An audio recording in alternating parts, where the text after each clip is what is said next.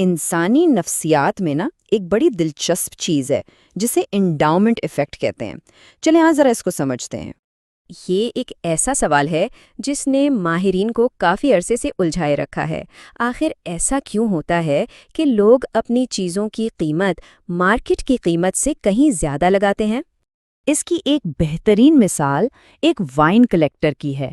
سوچیں، ایک شخص جانتا ہے کہ اس کے پاس موجود وائن کی بوتل کی قیمت اب $200 ہے، لیکن وہ اسے نہ تو بیچنا چاہتا ہے اور نہ ہی اسی قیمت پر کوئی نئی بوتل خریدنے کو تیار ہے نا عجیب بات؟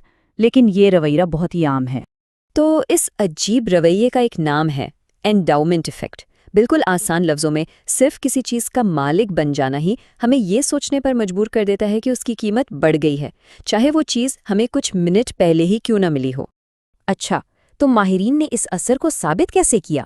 چلیں اس کلاسک تجربے کو دیکھتے ہیں جس نے پہلی بار اس آئیڈیا کو ایک کنٹرولڈ ماحول میں دکھایا۔ تو کہانی کچھ یوں ہے کہ تجربے کا سیٹ اپ بڑا سیدھا سادہ تھا۔ یونیورسٹی کے طلباء کے 2 گروپ بنائے گئے۔ ایک گروپ کو تحفے میں ایک کافی مگ دیا گیا جس سے وہ اس کے مالک بن گئے۔ دوسرے گروپ کو کچھ نہیں دیا گیا، وہ خالی ہاتھ تھے۔ اب یہاں سے بات دلچسپ ہوتی ہے۔ دونوں گروہوں سے الگ الگ سوال پوچھے گئے۔ جن کے پاس مگ تھے ان سے پوچھا گیا کہ وہ اسے کم سے کم کتنے میں بیچیں گے، اور جن کے پاس نہیں تھے ان سے پوچھا گیا کہ وہ زیادہ سے زیادہ کتنے میں خریدیں گے۔ منطق تو یہی کہتی ہے کہ قیمت تقریباً ایک جیسی ہونی چاہیے، لیکن جو نتائج آئے وہ حیران کر دینے والے تھے۔ مگ بیچنے والے اس قیمت سے تقریباً دگنی رقم مانگ رہے تھے جو خریدار اسے خریدنے کے لیے دینے کو تیار تھے۔ جی ہاں، 2 گنا۔ اور وجہ صرف اتنی کہ وہ اس مگ کے مالک تھے۔ تو سوال یہ ہے کہ ایسا ہوتا کیوں ہے؟ آخر اس اثر کے پیچھے کون سی نفسیات کام کر رہی ہیں؟ آئیے اس کی تہہ تک پہنچتے ہیں۔ اس کی سب سے بڑی وجہ ہے نقصان سے نفرت، یعنی لاس ایورژن۔ یہ ایک بنیادی انسانی نفسیات ہے کہ کسی چیز کو کھونے کا درد اسی چیز کو حاصل کرنے کی خوشی سے کہیں زیادہ شدید محسوس ہوتا ہے۔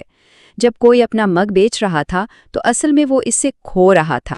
یہ گراف اس بات کو بہت اچھی طرح سمجھاتا ہے۔ دیکھیں، نقصان والی لائن فائدے والی لائن سے کتنی زیادہ کھڑی ہے۔ مطلب سیدھا سا ہے، $100 کھونے کا جو دکھ ہے وہ $100 جیتنے کی خوشی سے کہیں زیادہ گہرا ہوتا ہے، اور یہی احساس ہمارے فیصلوں پر اثر ڈالتا ہے۔ ویسے نقصان سے نفرت کے علاوہ بھی کچھ اور وجوہات ہیں۔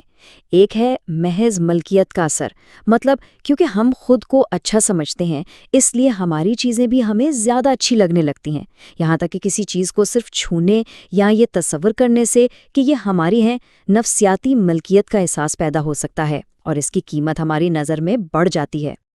اب دیکھیں، یہ صرف کوئی کتابی نظریہ نہیں ہے۔ کمپنیاں اس نفسیاتی کمزوری کو ہر روز ہر وقت استعمال کرتی ہیں۔ آئیے دیکھتے ہیں کہ مارکیٹنگ کی دنیا اس سے کیسے فائدہ اٹھاتی ہے۔ یہ سب طریقے ہم سب نے دیکھے ہیں۔ مفت ٹرائلز ہمیں کسی پروڈکٹ کا عادی بنا دیتے ہیں، اور جب وہ ختم ہوتا ہے تو لگتا ہے جیسے اپنی کوئی چیز چھن رہی ہے۔ جب کسی ایپ میں اپنی پلے لسٹ بنائی جاتی ہیں تو اس میں وقت اور محنت لگتی ہے، جس کی وجہ سے اسے چھوڑنا مشکل ہو جاتا ہے۔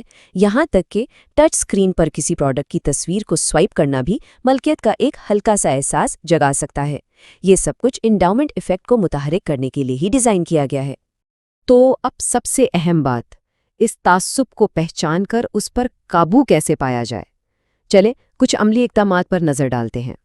چاہے کوئی کچھ خرید رہا ہو یا بیچ رہا ہو، غیر جذباتی رہنا بہت ضروری ہے۔ کسی بھی چیز کی قیمت لگانے سے پہلے اس کی اصل مارکیٹ ویلیو ضرور چیک کرنی چاہیے۔ جب کوئی سیلز پرسن کہے کہ ذرا سوچیں یہ آپ کے گھر میں کیسا لگے گا، تو سمجھ جانا چاہیے کہ وہ نفسیاتی ملکیت کا جال بچھا رہا ہے۔ اور جب کوئی اپنی چیز بیچی جا رہی ہو تو یہ سوچنا چاہیے کہ اگر اسے نہیں بیچا تو کیا نقصان ہوگا، یعنی وہ پیسہ جو اس کے بدلے مل سکتا تھا۔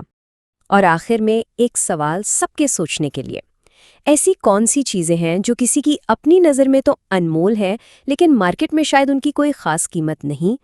یہی تو ہے انڈاؤمنٹ ایفیکٹ جو ہر وقت ہمارے ساتھ ہوتا ہے۔